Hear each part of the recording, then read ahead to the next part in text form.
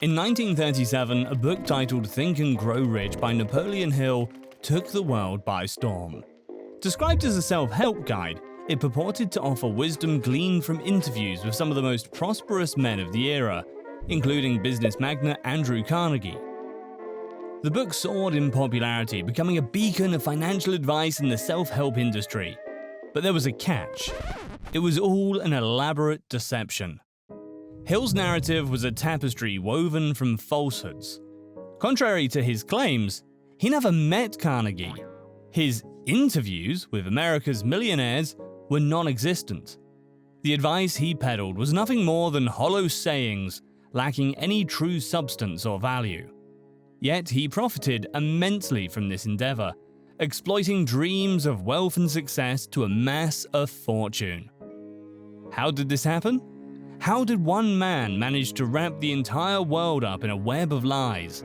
And how is it that people are still falling for his tricks many decades after his death? Even the smartest minds on the planet fall for the dumbest scams.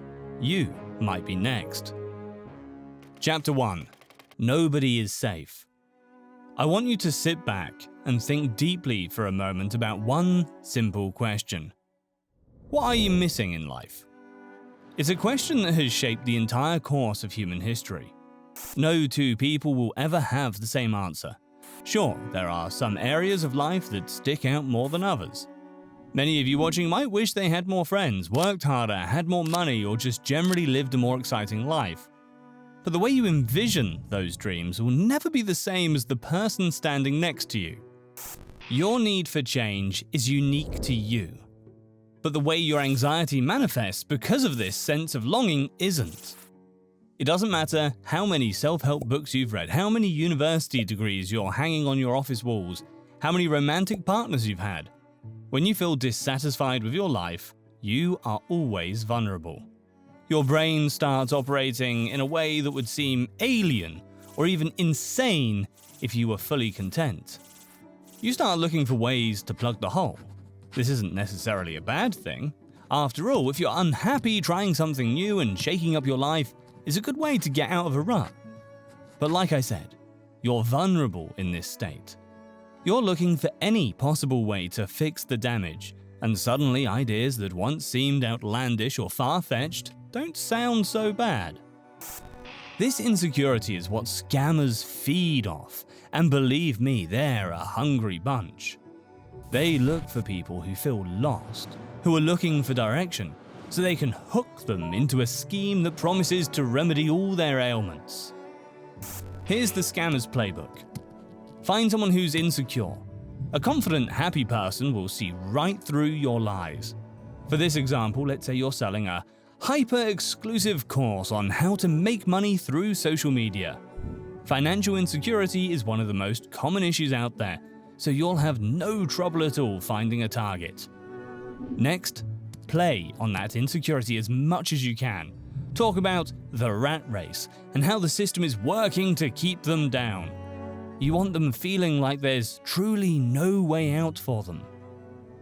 Then, offer them the solution to their woes.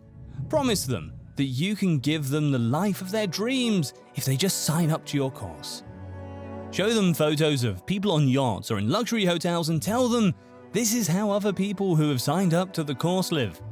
Make sure to emphasize that this can all be done quickly. People hate waiting. They want solutions now. Use that to your advantage. If they tell you to get lost, don't worry. There's always the next person. You will find weaker prey eventually.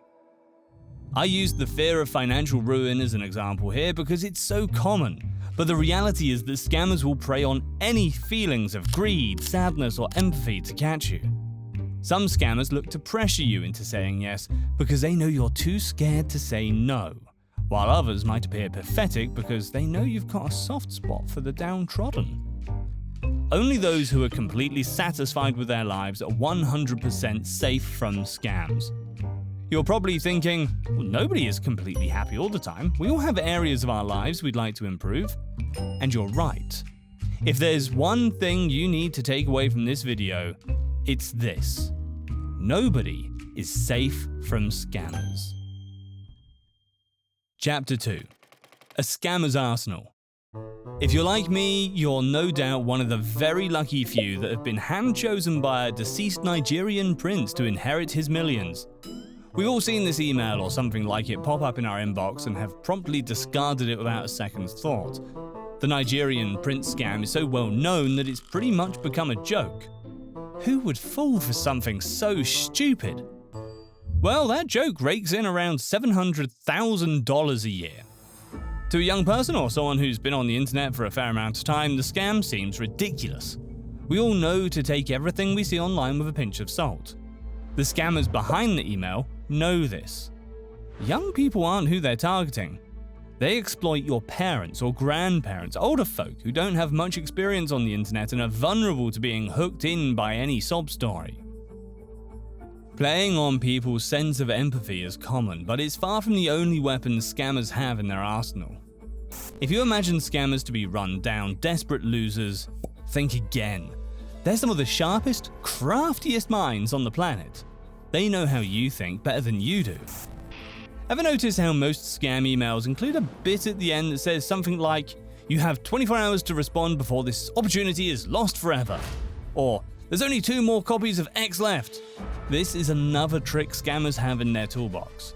Time limits and scarcity indirectly pressure you into signing up. You wouldn't want to miss out, would you? One of the most powerful weapons a scammer wields is the ability to create a false mask of authority.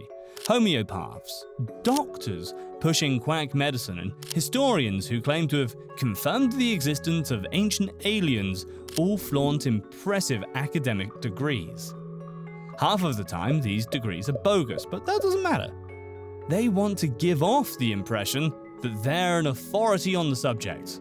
They dress as a professor or doctor would when giving speeches to drive that point home. Image is everything. It's the same reason why these get-rich-quick experts dress in sharp suits and drive fancy cars. When people recognize what they believe to be authority, their minds work differently. They stop questioning themselves and start believing everything the scammer has to say. During the infamous Milgram experiments, where subjects were told to push a button to administer a potentially lethal electric shock to another person, the researchers always included a man dressed in a white lab coat who egged the subject on. In the end, 65% of the participants pressed the button. Worst of all, once you've fallen for a scam, it's nearly impossible to claw your way out. Scammers know how to keep you locked in.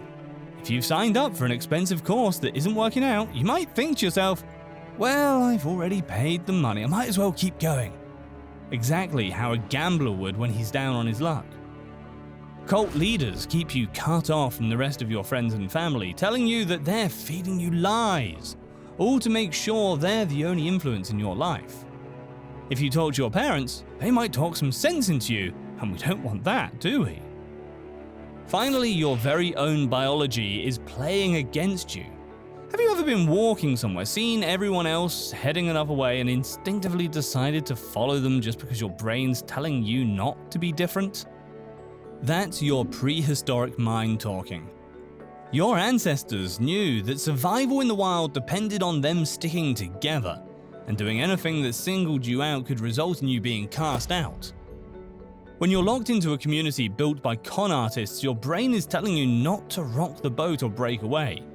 The world is big and scary. You wouldn't want to face it alone, right?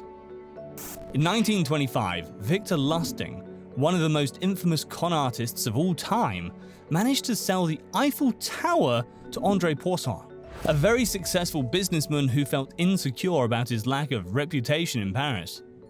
If a scammer can sell someone the Eiffel Tower, they can do anything.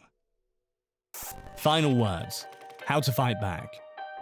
Hearing all this, you might start to lose hope. Scammers seem to have all the cards in their hands and you're fighting an uphill battle. Don't despair. They're not as powerful as they want you to believe, and there are ways to fight back. Like I mentioned at the start of this video, no amount of education or street smarts will protect you from the allure of a scam. It's an entirely different battlefield. Bringing a knife to a game of chess won't help you win. The first thing to do when you're in a tough spot in life is to recognize the situation you're in. It's tempting to brush the negative feelings aside and think yourself invincible, but understanding that you're vulnerable to scams at any point in your life helps you avoid them. When you feel lonely, recognize that feeling and the effect it has on you. Don't let it seep into every other part of your life. When looking for solutions, stay away from anything that guarantees a remedy or promises to deliver you the answers overnight. The reality is that not every solution works for everyone. Real change also takes a long time. Be patient and trust your own process. Stay clear of anyone that hides their so-called secrets behind a paywall too. I can tell you for a fact that anyone who promises you a course that will see you earn millions every year is a liar. Make sure to always look up the history of whoever's behind the project before signing up. Are their degrees from a fake university?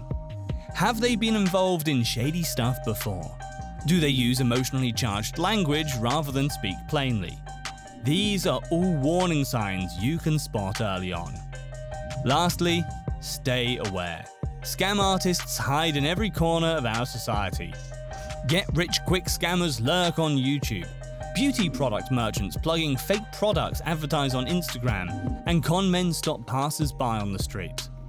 Where there are people, there are scammers. Never forget the old adage, which continues to prove more and more true as time goes on. If it sounds too good to be true, it probably is.